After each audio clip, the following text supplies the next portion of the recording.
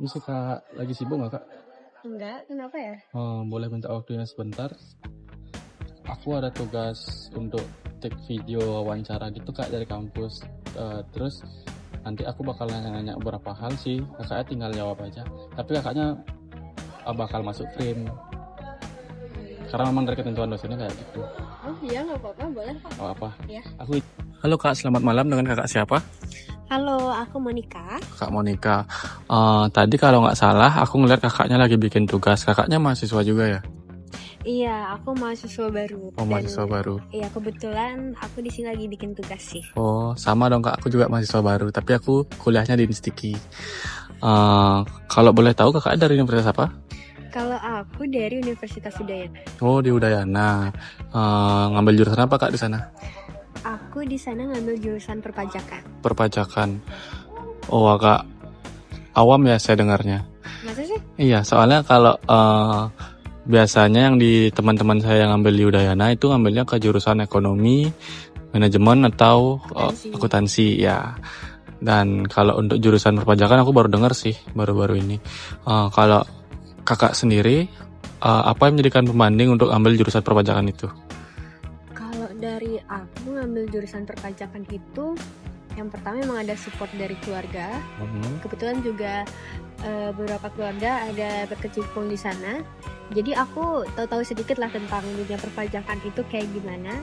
Dan makin lama aku ngerasa aku minat ada di bidang itu, di bidang perpajakan. Aku juga penasaran perpajakan itu kayak gimana sih, aturan-aturannya kayak gimana sih.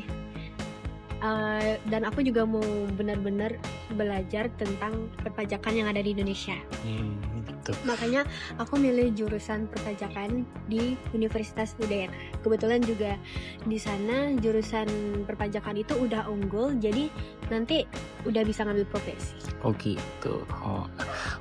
Jadi gini Kak, sebelumnya aku mohon izin ngerekam. Aku ada tugas take video untuk wawancara dari dosen mata kuliah soft skill aku. Dan wawancaranya ini topiknya sih bebas, ya nggak ada yang perlu topik kayak gimana. Aku cuman pengen nanya beberapa hal yang mungkin menurut kakak berkesan buat hidup kakak atau buat orang lain. Jadi kita bisa bagiin video ini ke internet kayak gitu Kak. Yang paling berkesan buat aku sih waktu aku keterima di UNUD. Terima di UNUD ya? Iya. Ya, pejuang PTN. Iya, benar. Habis itu juga waktu SMA.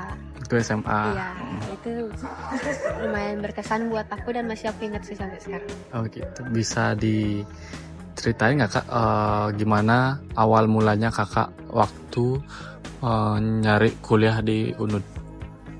Kalau di UNUD itu kelas 12 itu kan lagi di akhir-akhir itu sibuk banget. Terutama juga angkatan aku tuh angkatan percobaan ya Kak ya. Sama, kita juga kan angkatan yang sama, kan 25. Angkatan sama ya. Nah, itu kan sibuk banget ya. Banyak banget kegiatan-kegiatan gitu. Nah, itu juga kita harus mau nggak mau tuh harus bisa bagi waktu kan. Buat belajar PTN. Terus buat tugas gimana, buat ujian-ujian di SMA gimana. Jadi harus bisa bagi waktu tentang itu. Terus juga aku tuh bener-bener belajar yang sebelajar itu. Jadi kayak buku-buku PTN tuh aku baca-baca semua biar dapet tempat yang aku pengenin belajar. Dan kebetulan juga pas waktu SMA tuh aku bukan sekolah di SMA yang aku pengenin. Jadi gitu. makanya aku semangat buat ngejar PTN impian. Gitu. Makanya aku pengen banget di Universitas Udayana.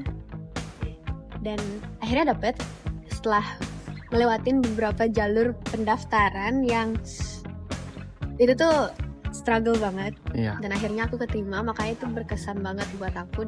Dan akhirnya aku bisa belajar di tempat yang pengenin. Itu kayak senang banget, semangat banget jadinya.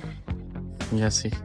Terus kalau untuk pengalaman kakak waktu SMA nih, apa sih satu hal yang membuat kakak itu kayak flashback ke masa SMA? Kalau buat flashback,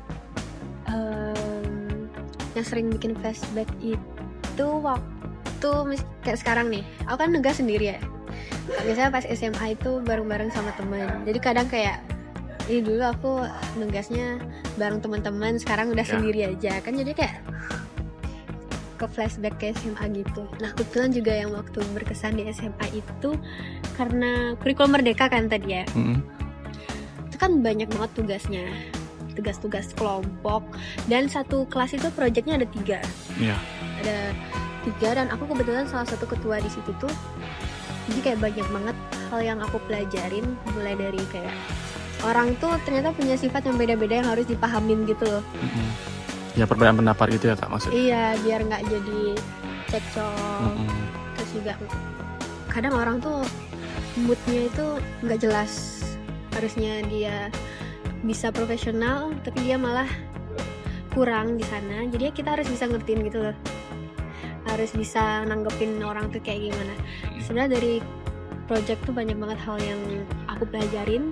Tapi selain itu juga itu berkesan karena bareng-bareng sama temen dari nggak kenal waktu. Jadi kayak banyak main, jadi dekat sama teman-teman yang sebelumnya itu nggak dekat sama kita. Banyak-banyak cerita, apa-apa bareng, itu jadi berkesan banget buat. Oke, sekian sesi wawancara saya kali ini dengan Kak Monica. Terima kasih Kak atas waktunya. Semoga lain kali kita bisa ngobrol lebih banyak lagi. Saya senang bisa ngobrol dengan Kakak, bisa sharing-sharing juga dengan Kakak. Dan semoga apa yang sudah kita bagikan kali ini bisa bermanfaat buat orang-orang luar.